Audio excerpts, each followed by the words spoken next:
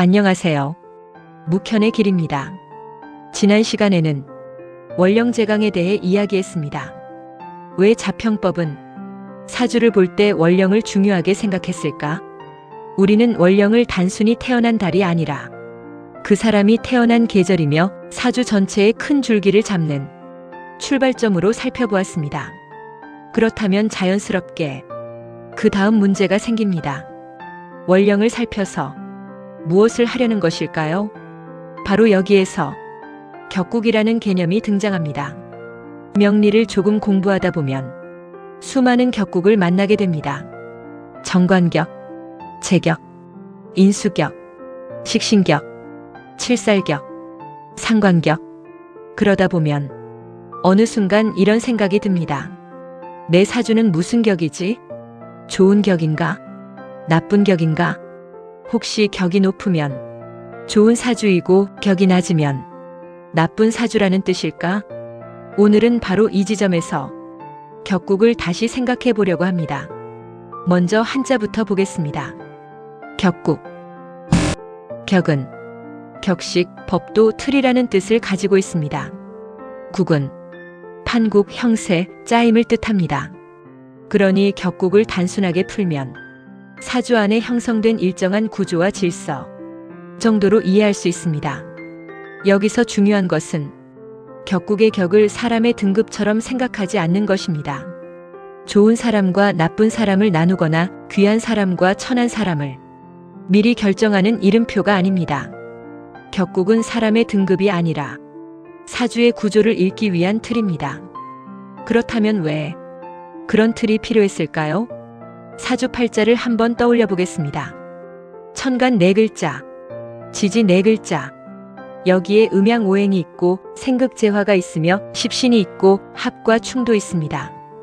8글자는 각자 따로 움직이는 것이 아니라 서로 생하고 극하고 돕고 막으며 하나의 관계를 만들어냅니다. 이 모든 것을 아무 기준 없이 한꺼번에 바라본다면 무엇부터 보아야 할지 알기 어렵습니다. 그래서 자평은 먼저 큰 질서를 찾으려 했습니다. 그리고 그 출발점을 원령에 두었습니다. 지난 시간에 이야기했던 원령제강과 오늘 이야기할 격국이 여기에서 연결됩니다. 예를 하나 들어보겠습니다. 어떤 일간이 관성을 원령으로 얻었습니다. 그렇다고 해서 곧바로 관이 있으니 좋다 라고 판단할 수 있을까요? 그럴 수 없습니다.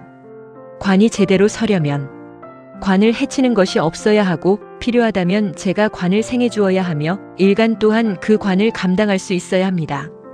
반대로 겉으로는 좋은 정관이라 하더라도 상관이 강하게 관을 깨트리고 있다면 이야기가 달라집니다. 그러니까 중요한 것은 정관이라는 이름 자체가 아닙니다. 정관을 중심으로 사주 전체가 어떤 관계를 이루고 있는가, 바로 그것을 보는 것입니다. 이 지점에서 격국 공부가 재미있어집니다. 우리는 흔히 좋은 것은 살리고 나쁜 것은 없애야 한다고 생각합니다. 하지만 자평의 논리는 그렇게 단순하지 않습니다. 정관, 재성, 인수, 식신처럼 순하게 쓰는 기운이 있는가 하면 칠살이나 상관처럼 제어하고 다루어야 쓰임이 생기는 기운도 있습니다. 이것을 흔히 순용과 역용이라는 관점으로 설명합니다. 예를 들어 칠살을 보겠습니다. 칠살은 일간을 극합니다. 그렇다면 칠살은 무조건 나쁜 것일까요?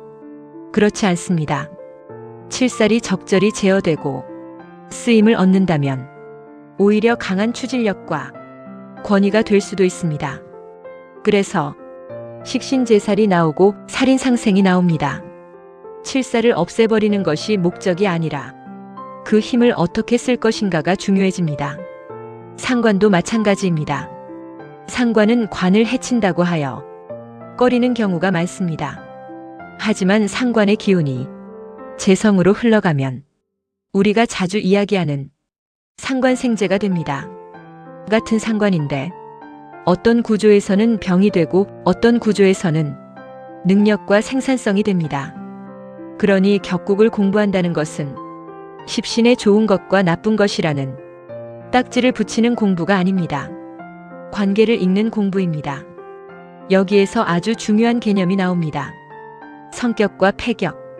격이 제대로 이루어지면 성격이라 하고 구조가 깨지면 패격이라 합니다.